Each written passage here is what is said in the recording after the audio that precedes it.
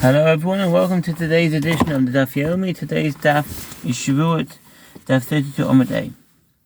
So I'll just go from the last one. So Gemara says, Shmuel says, if the witnesses saw the plaintiff pursuing them, and they said to him, for what reason are you pursuing us? On our oath we do not know any testimony on your behalf. They are exempt until they will hear a demand to testify directly from his mouth. The Gemara asks, what is Shmuel teaching us?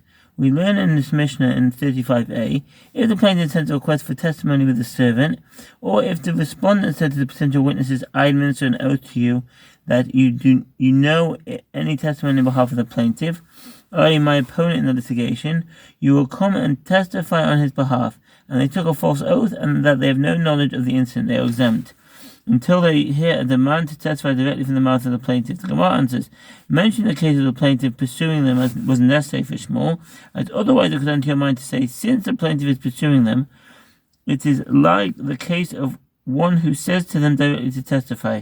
Therefore Shmuel teaches us that although the intent of the plaintiff is for them to testify, the witnesses are liable only if he tells them so explicitly.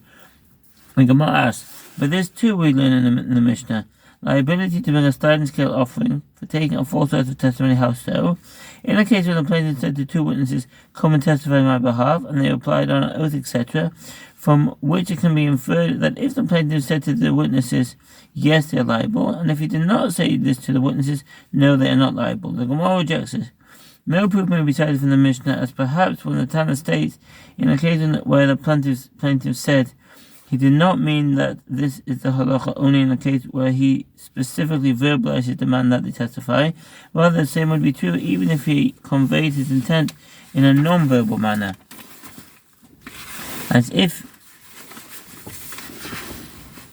do you not say and assert that the language of the Mishnah is precise and one is liable only if the oath was in response to a verbal demand? For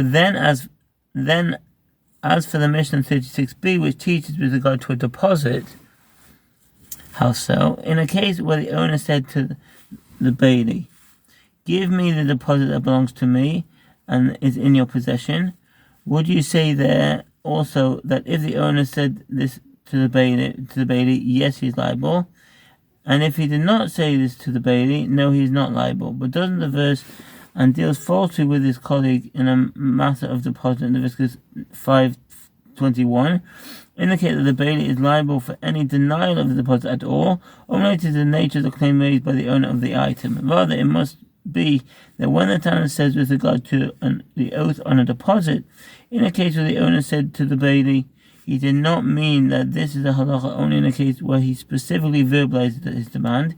Here too, with regard to the oath of testimony, the Tana did not mean that this is a halacha only in a case when the plaintiff specifically verbalized his demand.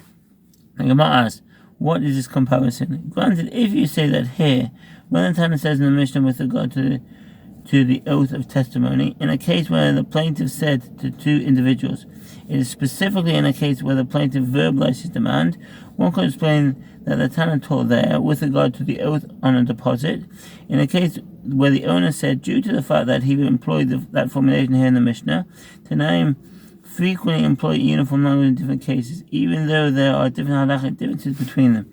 But if you say that neither there with regard to the oath on a deposit, it is specifically in a case where the owner verbally said, nor here with regard to the oath of testimony, it is specifically in a case where the plaintiff verbally said, why do I need to teach said in both instances? The Gemara answers, perhaps the Tana is teaching us the matter in the manner in which it typically occurs. As both the plaintiff and the owner of a deposit typically articulate their claims verbally, it may still be that if the demand is conveyed non-verbally, the witness is liable. Since there is no proof from the Mishnah, the statement of Shmuel is necessary to teach that if the demand is not articulated verbally, the witness is not liable for taking a false oath. The Gemara notes that it is taught in a Braita in accordance with the opinion of Shmuel, in a case where the witnesses saw the plaintiff was pursuing them, and they said to him, for what reason are you pursuing us? On our oath, we do not know testimony on your behalf, they are exempt. And if it is with regard to an oath on a deposit, in a case where the owner is pursuing the bailey, and he denies that the deposit is in his possession, the baileys are liable. Both a bailey who takes an oath after the owner of the deposit demands in return, and one who takes the oath on his own, even though the owner did not demand return of the item, are liable for taking a false oath and a deposit house sale. In a case where a bailey says to the owner, "Why are you pursuing me? Is there any property of yours in my possession?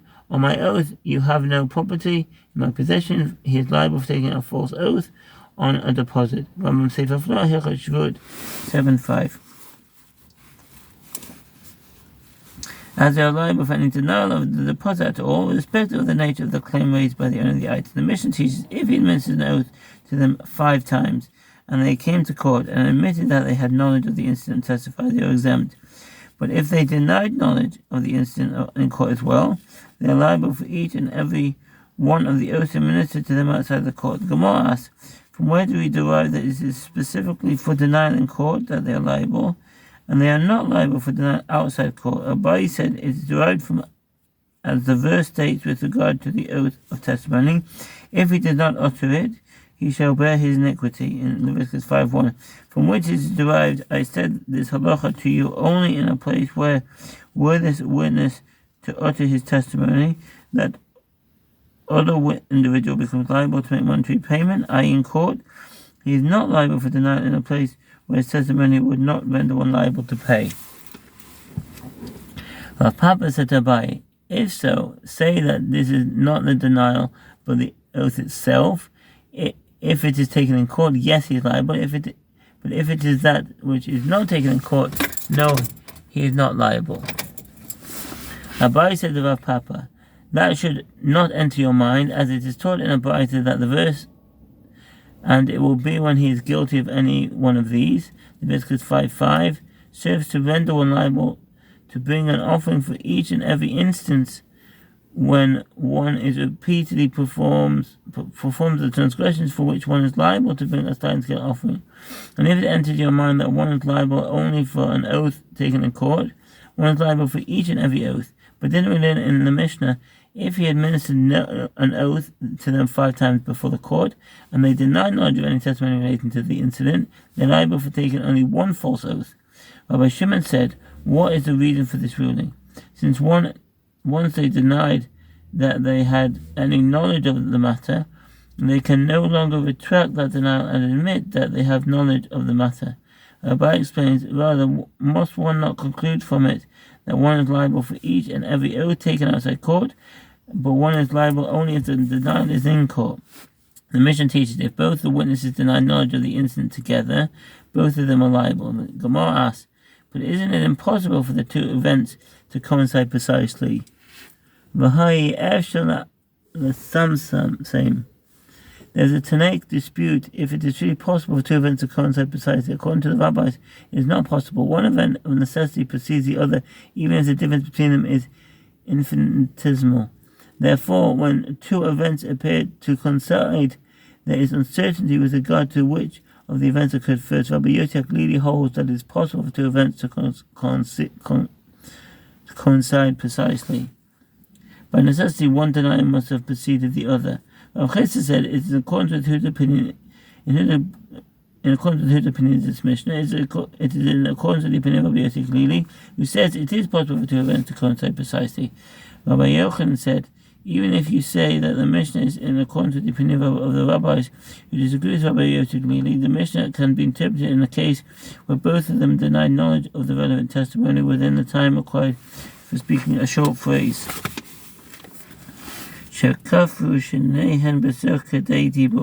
One who administers an oath to 2 witnesses in court, and both deny knowledge of the matter simultaneously, i.e. the second witness begins his denial within the time required for speaking a short phrase after the first concluded his denial.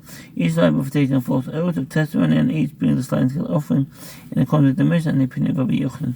Shevuot 10:13. And halachic stages of a pause or retraction within the time required for speaking a short phrase like that is like that of continuous speech. One who takes an oath and within the time required for speaking a short phrase, which is a period of time whose duration is equivalent to the duration of the greeting of a student to a rabbi, Shalom Alecha Rabbi, which means greetings to my teacher. He retracts his oath. His oath is revoked and is not binding. The halacha is the same with regard to any other areas of Torah law, i.e. forewarning and testimony. Acceptance of this principle includes blaspheming God, acceptance of idol worship and consecration, substitution of consecrated items, marriage and divorce. One Sefer Shevuot 2:17 and Sefer Shevuot Hilchos Sanhedrin 12:2 and Hilchos Eidos 23, Shulchan Aruch Chaim 209:2, Yoredeah 204:3 and Achos Mishpat 29:1. Although the two statements do not coincide precisely, the halachic status is as if they did.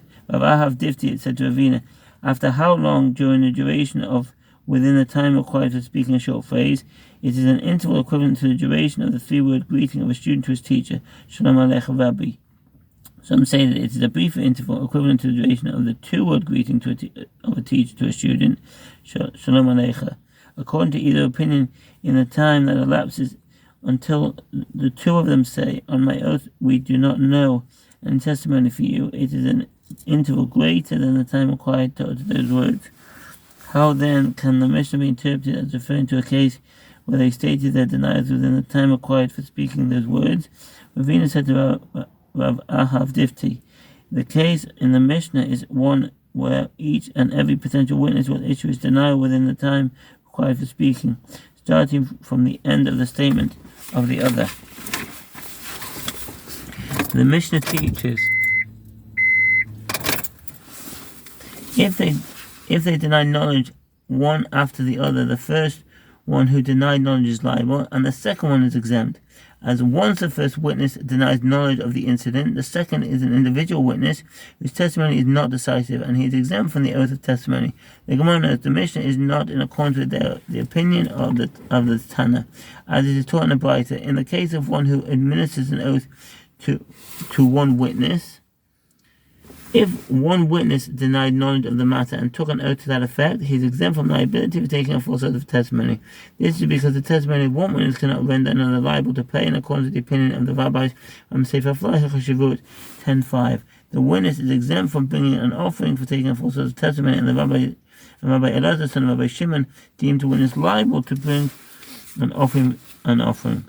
And in his opinion, the second witness in the case and the Mishnah would be liable, not exempt. The Gemara suggests, let us say that they disagree about this. One says, the first Tana holds, when one witness comes to testify, it is to render the one against whom he is testifying liable to take an oath, and that is the reason that he is coming. One witness cannot render the defendant liable to pay money, but he can render him liable to take an oath that what the witness is claiming is false. This being the case, the testimony here is not at all about monetary matters, and it is therefore not considered testimony as far as the oath is concerned. Says Rashi, as Gemara will elucidate further on 33b, the oath of testimony is required only where one denies having knowledge relevant to testimony that would render another liable to make a monetary payment. As one witness cannot render him liable to make a monetary payment, and one sage, Rabbi Elazar, son of Rabbi Shimon, holds, when one witness comes to testify, it is to render the one against whom he is testifying liable to make a monetary payment, and that is the reason that he is coming. Rashi and others explain that according to this explanation, Rabbi Elazar, son of Rabbi Shimon, disputes the principle established throughout the Talmud, that the testimony of one witness does not render another liable to pay. Apparently, he interprets the verse, one witness shall not rise to testify against a man for any iniquity or for any sin in Deuteronomy 19:15, to mean that only with regard to rendering one liable to be punished is one witness insufficient, but with regard to monetary matters, the testimony of one witness suffices. Others explain that this is not the correct understanding of the opinion of Rabbi Elazar.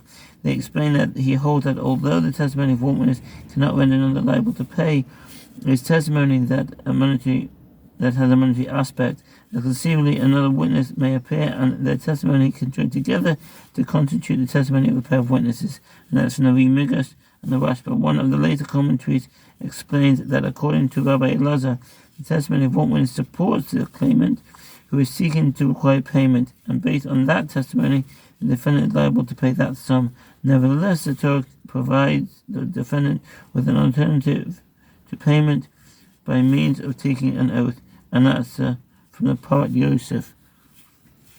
And here they disagree about this. One sage, Rabbi Elazar, son of Rabbi Shimon, holds a matter that causes financial loss is considered to have a monetary value. Although the testimony of one witness does not render one liable for monetary payment, occasionally the party against whom he testified will prefer to pay rather than take an oath that the witness rendered him liable to take. In those cases, the testimony of one witness does in fact cause money to be paid. And one sage, the first Tanna, holds a matter that causes financial loss is not considered to have monetary value. With regard to the matter itself, Abai says, all concede with regard to a witness in the case of a sota that he is liable for taking a false testimony, false oath of testimony, and all concede with regard to witnesses in the case of a sota, and there is a dispute with regard to witnesses in the case of a sota. All concede with regard to one witness, and all concede with regard to a witness testifying on behalf of the claimant when his counterpart is suspect about the oath. The Gemara elaborates, all concede with regard to a witness in a case of a sota that he is liable. If he warned his wife not to enter into seclusion with a particular man, and there are witnesses who say that she entered into seclusion with him, and there's one witness that says she engaged in intercourse with him, if the husband administers the oath of testimony to the witness, and he denied knowledge of the matter, he is liable for taking a false oath of testimony. Had he testified, his testimony would have caused a woman to be divorced from her husband without receiving payment of a marriage contract. Shevuot 10:8.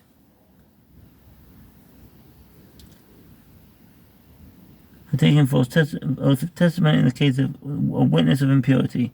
This is referring to a case where the husband issues a warning to his wife in the presence of two witnesses that she may not enter into seclusion with a certain man, and witnesses testify she entered seclusion with him, and one witness testifies she engaged in intercourse with that man. As in that case, the mercy one accorded credibility to the witness, as it is written with regard to a sota, and there is no witness against it in Numbers 5:13 that she engaged in intercourse. From that verse is derived that any witness that there is against her is sufficient to render forbidden to her husband and enable him to divorce her without paying the sum stipulated in the marriage contract. Therefore, the witness who testified that she engaged in intercourse with that man for all intents and purposes, a witness to a monetary matter. And all concede with regard to witnesses in the case of a sota that each witness is exempt. If one administers an oath to those who administered the husband's warning, or to those who witnessed the woman entering into seclusion, and they deny knowledge of the matter, and they took an oath to that effect, they are exempt from liability for taking a false oath of testimony, as even had they testified, their testimony would not have effective monetary payment. Their testimony would have been effective only in terms of rendering the woman liable to drink the bitter water of a sota. Although that testimony could ultimately cause her to lose her marriage contract, if she refuses to drink the bitter water, the testimony is merely an indirect cause of financial loss and is not considered testimony with regard to a case involving monetary matters. That's in the Rambam Sefer Shevuot 10:7, from liability due to a false oath of testimony. It is referring to the case of witnesses of warning, who testified that the jealous husband warned his wife not to enter seclusion with a certain man, and each witness is the cause of financial loss, not a direct cause of that loss. In order to lose payment of a marriage contract, in addition to the witness of warning, witnesses of seclusion would also be required, after which either the witness would testify that she engaged in intercourse, or she would be required to drink the bitter water of a sota, either of which would confirm that she engaged in an adulterous relationship. Thank you for listening, and all the best. Bye.